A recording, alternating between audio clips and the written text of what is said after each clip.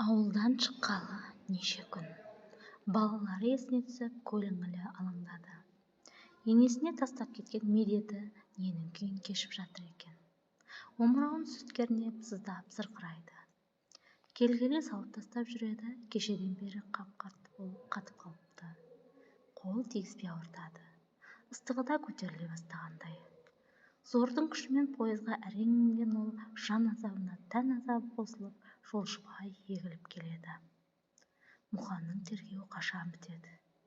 Тергеушінің өткендегі айыптауларына қарағанда шығара қоюы не ғайбылау. Енді қайтып көрсе ме, жоқ па, жаны аман қалсақшы. Бастарына аяқбас қара бұлт орнағанын енді шындап ұғынғандай түрі бар. Жамбылға құр сүлдерін арқалап келе жатқандай. Барша қуатын әлдекім сығып алып, кеудесі қаңырап бос қалғандай. Бойындағы жылуынан тоналғандай бір күй, басы мең-зең. Әйтеуір балаларының қамына жетуі керек екенін біледі.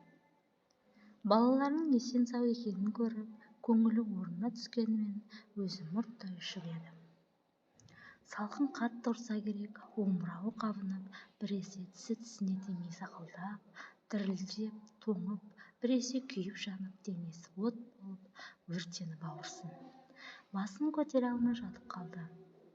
Қаладан дәрігер шақыртып, ем-дом жасатып, біраз емделіп, дәріленген соң беті бері қарағандай.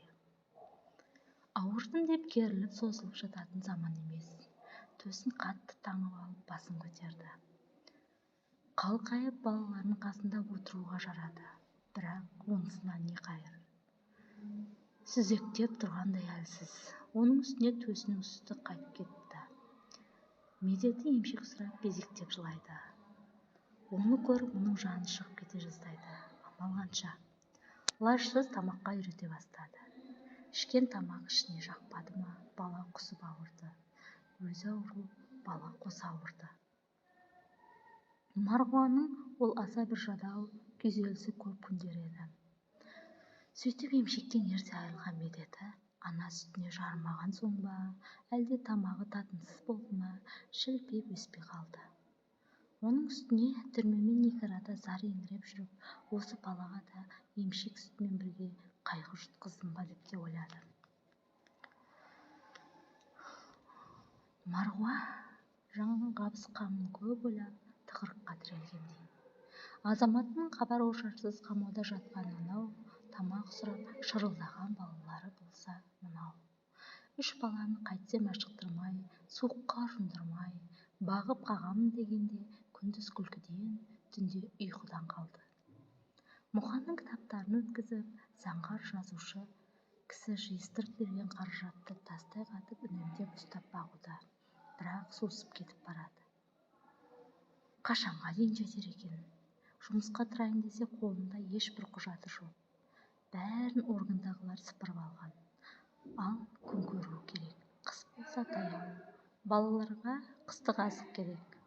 Күн көрістің көзін іздеумен Марғуаның басы қатты. Бұлардың көшіп келген жері қалаға жақын, орысы аралас ауыл еді. Марғуаға ауыл тұрмысына бейімделу онша қиын тимеді.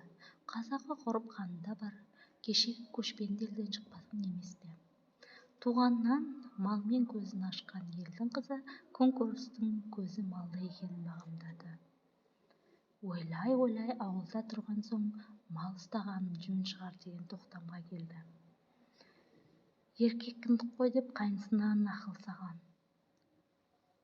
Күтуін келістіріп ұста деген. Айтуын айтқанмен бұл әрекетінен бір нәтиже шығарына пәлендей сене қоймаған екелді. Мұнысы Марғаның намысынан шыдықпады.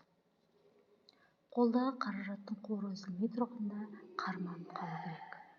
Мұндай қомақтық бұл қайтып мұның қолына түспесі хақ, бірақ жете қояр ма екен? Ол тағы да нені базарға шығарып алатынын ойлады. Ой, есіне түсе кеткені, өткенде Алматыдан алып қайтқан Мұханның киімдері бар емес пе? Ленинградтан кетерде алған Мұханның су жаңа костюм шалбары тұрған. Соны тағы бір талай жеңіл-желпі киімдерін сатуға көңіл кетті. Аман аман-есен оралып келсе, киім табылар. Ең бастысы балаларын ашықтырмау керек. Осы ойы қуат беріп базарға алып шықты. Қолы жүріп өтіп-ақ кеткен. Солардан шығарған пұлын қолындағы қорына қосып есептесе, біраз қаржының басы құралыпты. Тірнектеп жиғандарын шыршырағын шығармай мал базарына жөнелді. Қасына қайнысы мен қайсарын ертіп алды. Қарап жүріп бұзаулы сиырға көз салды. Иесі бұл жаққа жер аударылып келген көрінеді. Мерзімін аяқтап, қаптауына қайтпақ екен. Алыңыз, өкінбейсіз, бір үйлі жанды асырайды, деді. Осы сөзін ұнап қалды. Осы кісінің жолын беріп, біздің де басымыздан бұлт арылып, елге қайтуды жазсын деп тілеп, көп солды аспай-ақ сұраған пұлын төледі. Қаржысы жетті де тұрды. Өзі жетектеп, баласы айдап базардан олжалы қайтты. Анасы жарықтық, жыртық үйдің құдайы бар деп отырушы еді. Сол шын шығар. Құдай жарылқағанда сиыр арасында да сүтті жан бар екен. Жақында ғана бұзаулапты. Балаларының несібесін Алласы ақтан салған екен. Бұлақтай сиырдың кезігуін айтпайсың ба? Марғуаның мерейі өсіп қалды. Екі үйдің жандары ауыздары аққа тиіп, айран, сүт ішіп қарық болды. Бұл сиыр айналып толғанып, сылап сипаса, балалары бұзауып дөңгелектейді. Мал көзі ыстық, көңілге жұбаныш, өңдеріне жылылық кірді. Әсіресе медеті сүт ішіп торала бастады. Марғуаның басты қуанышы осы еді.